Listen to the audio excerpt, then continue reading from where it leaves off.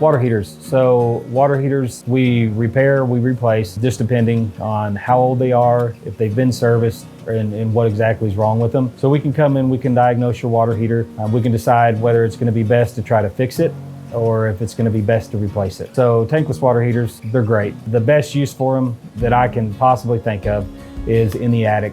You know, in older homes, even some of the newer homes, they still put tank water heaters in attic. They'll put, you know, multiple 50-gallon water heaters in a line, and you'll have all that water sitting above your living room. If it's time to replace those water heaters, or if you're just thinking about replacing them to get rid of, you know, 150 gallons of water, 100 gallons of water sitting above your head, tankless is the best option.